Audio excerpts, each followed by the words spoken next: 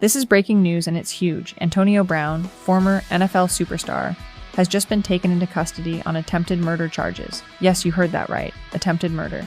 And the way this all went down is absolutely insane. So here's what we know. Antonio Brown is now in custody after months of being overseas while wanted on a felony warrant.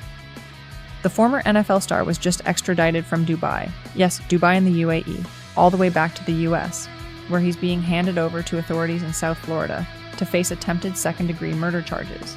This isn't just another Antonio Brown public meltdown. This is an international legal case that started at a chaotic influencer boxing event several months ago.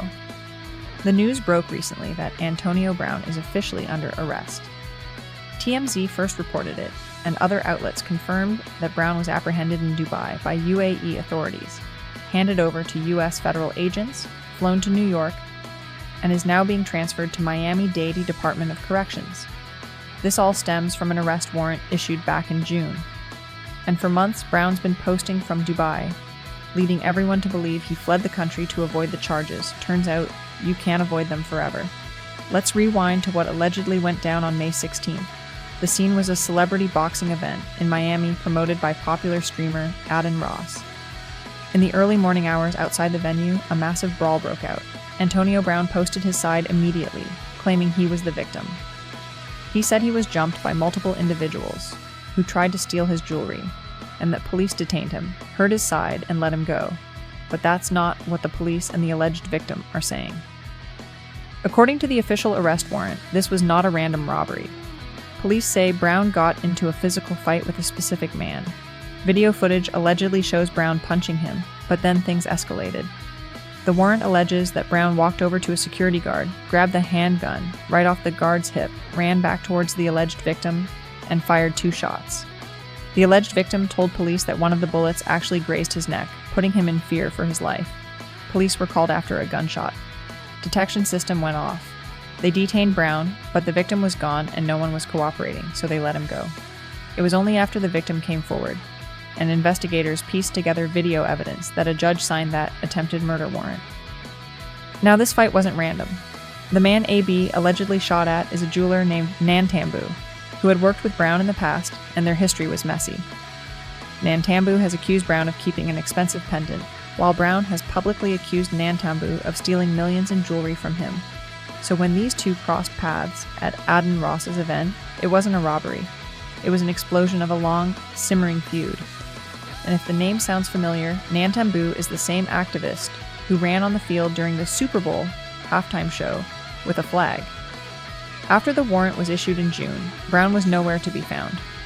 Reports confirmed he was in the Middle East. The Miami police chief said they were in contact with Brown's attorney, expecting him to turn himself in.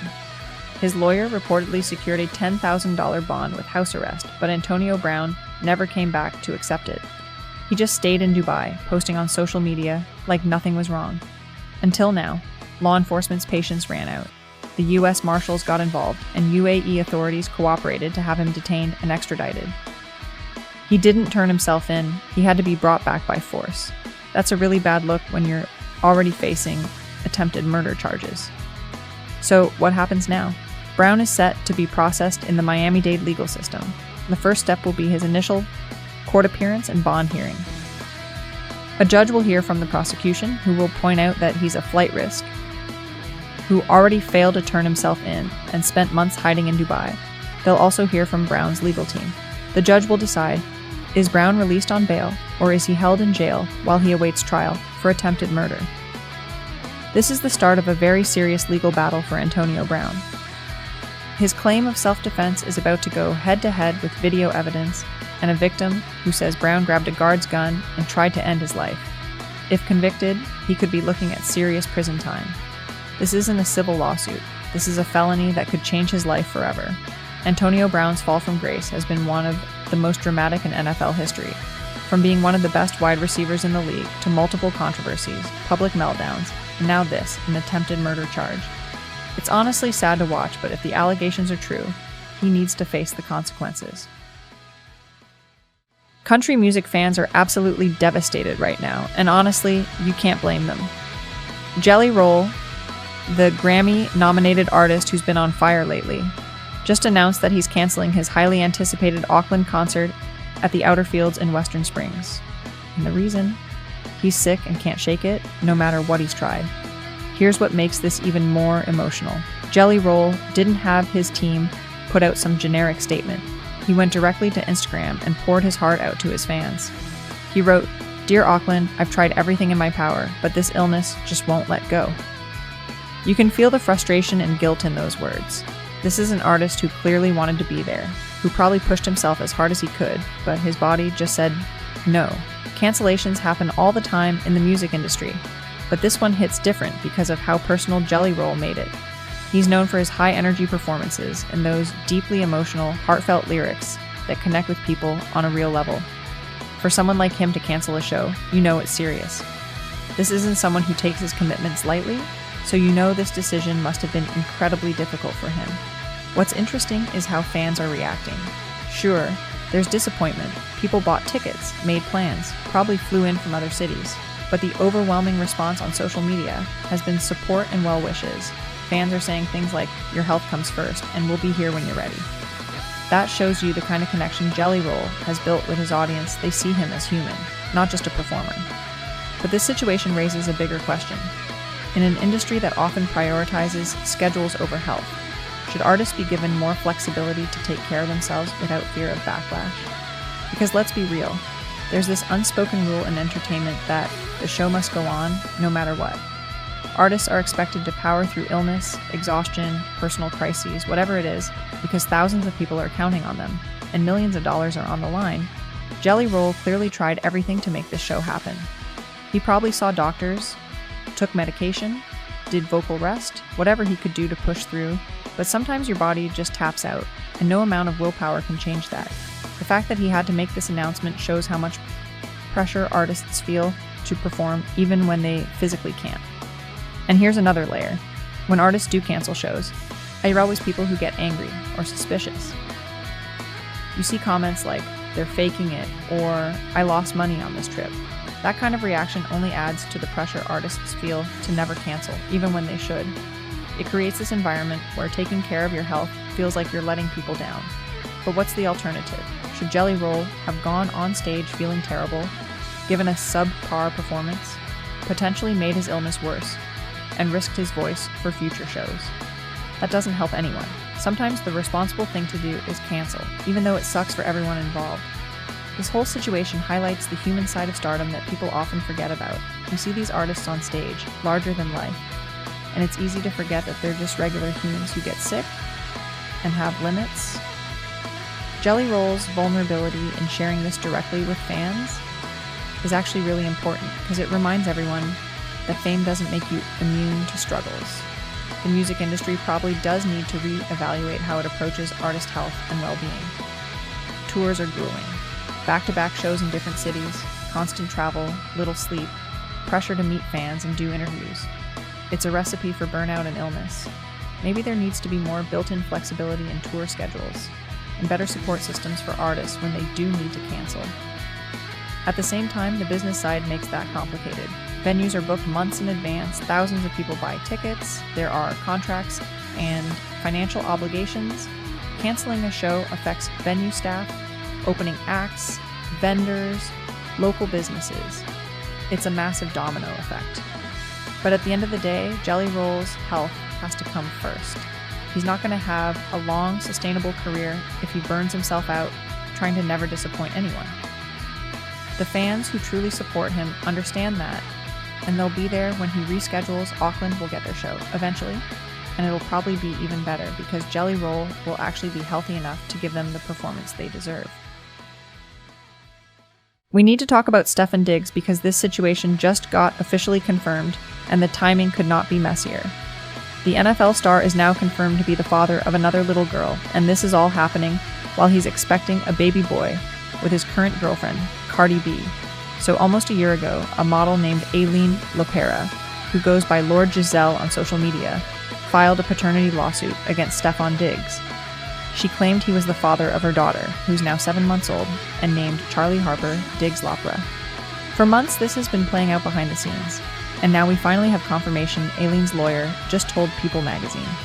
We can confirm that Mr. Diggs is a father, and we are hopeful that he will meaningfully contribute to the child's life and co-parent with our client, who has had to do everything on her own thus far. That last part is pretty telling. Had to do everything on her own thus far. That suggests Stefon hasn't been involved in this little girl's life at all up until this point. And that's where things get really uncomfortable, because at the same time, Stefon was building a whole new family with Cardi B. Here's the timeline that makes this so messy. Stefon and Cardi B are currently expecting their first child together, a baby boy. Stefon revealed the gender earlier this month, saying, "It's a boy that's enough for me. I can't wait to make him do push-ups and sit-ups and run around." He sounded super excited, talking about his son like any expecting father would. But while he's publicly celebrating his baby boy, on the way, he's got a 7-month-old daughter that he's apparently had no involvement with until now. And it's not like this is his first kid. Stefon already has an 8-year-old daughter named Nova from a previous relationship, so he knows what it's like to be a father. That makes this situation even more confusing. If he's been a present dad for Nova and is clearly excited about his son with Cardi B, why has he been absent from Charlie's life? We don't know all the details of what happened behind closed doors. Maybe there were disputes about paternity, and he wanted a test before getting involved. Maybe the relationship with Aileen ended badly. But regardless, there's a 7-month-old baby girl who exists, and her mother's lawyer is basically saying publicly that she's been doing this alone while waiting for Stefon to step up. The lawyer's statement is diplomatic but firm. They're saying they hope Stefon will meaningfully contribute to Charlie's life and co-parent with Aileen. That's lawyer speak for he hasn't been doing that and we need him to start. What's also interesting is that Stefon's rep hasn't commented yet. People reached out for a statement and got nothing back. That silence is pretty loud. Usually when these stories break, the celebrities team rushes to put out some kind of statement. The fact that Stefon's team isn't saying anything suggests they're trying to figure out how to handle this without making it worse. And then there's Cardi B in all of this. She's pregnant with Stefon's baby, probably excited about becoming a mom with him, and now this news is out there that he's got another baby that was born around the same time they were together, or getting together. That's got to be awkward at minimum, and potentially devastating depending on what she knew and when she knew it. The whole situation raises a lot of questions. Was Stefon with both women at the same time? Did he know Aileen was pregnant and choose not to be involved? And now that paternity is confirmed, what is his relationship with Charlie going to look like? Is he going to be an active father to her like he apparently is with Nova and plans to be with his son? At the end of the day, there's a 7-month-old baby girl who deserves to have her father in her life. Paternity has been confirmed, so there's no more ambiguity.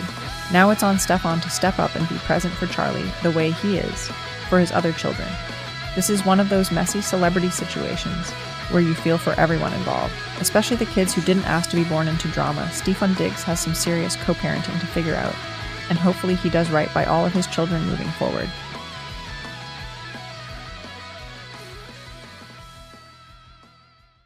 LaMelo Ball is putting up highlight reel plays this preseason, nutmegging defenders, throwing 30-foot alley-oops, pulling up from deep like Steph Curry. It looks amazing, right? But here's the problem. Around the league, nobody's excited. The entire NBA is basically saying, yeah, he's flashy, but he's also a loser.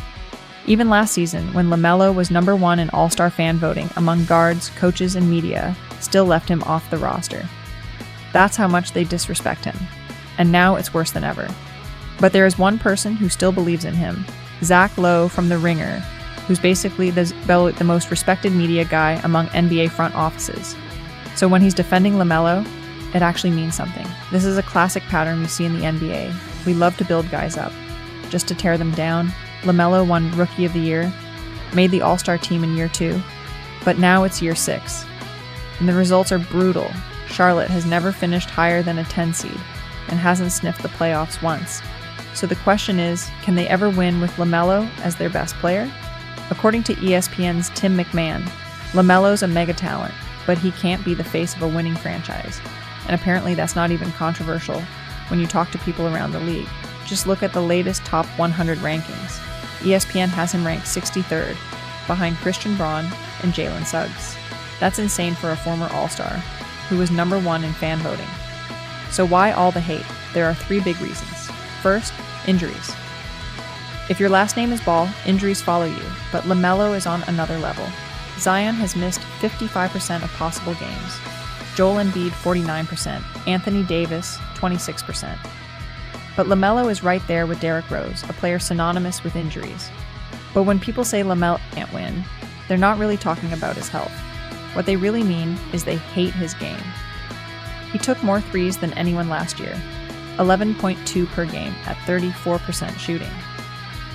He's an amazing shooter with some Steph-like range, but that confidence leads to tough contested threes early in the shot clock. That's just dumb hero ball. Unlike Steph, it's more James Harden energy. LaMelo's vision is his biggest strength. Dude has eyes in the back of his head and can make any pass on the floor. But you're going to get turnovers, 3.5 per game, with an aggressive passer like that. His floater game is also elite, 4 per game on 48% shooting. Only Trae Young had better volume and efficiency. But what LaMelo doesn't do enough is get to the rim. He avoids contact for some reason. He's got the tools. He's long with great footwork, but only gets to the line 5 times a game. Should be way more for a guy with his usage rate. Defense is where LaMelo gets the most hate. At 6 feet 7 inches, he could be above average, but his focus is inconsistent. He avoids contact on screens, lazily goes for steals, and ball watches. With his back turned to his man, that becomes easy buckets for the other team. But here's where Zach Lowe pushes back. He argues that LaMelo's worst habits, shot selection, hero ball, aren't really his fault. Who is he supposed to be passing to? The Hornets are where careers go to die. They've never had a true superstar, never made a conference finals, missed the playoffs 9 straight years. Expecting LaMelo to turn that around at 24 is unfair. But that brings us to the third reason people doubt him. And the one thing that could flip this narrative, Steph Curry once had the same label. Great talent, not a winner, too small, too fragile. But in 2013 to 14, Steph reinvented himself. He rebuilt his body, let go of his ego, and embraced Steve Kerr's system that unlocked a dynasty. Giannis was another example. For 4 years, the knock was simple. Build a wall, he's done. But Giannis locked himself in the gym, attacked his weaknesses, and by the 2021 finals, he was unstoppable. What does Steph and Giannis have in common? They cared about winning over everything else. The hate fueled them to change. Some players are satisfied with an all-star selection and a max contract. Is that LaMelo? I'm not sure. You can usually feel when somebody is more James Harden than Steph Curry, when the vibes matter more than the banners. But to be fair, LaMelo is only 24. He's been pigeonholed as a goofball since he was a kid. The little brother on a reality show with a WWE promoter. For a dad, LaMelo's path to proving people wrong isn't physical, it's mental. Right now, the league doubts him, just like it once doubted Steph and Giannis. The only question is, does he care enough, and can he stay healthy to prove them all wrong?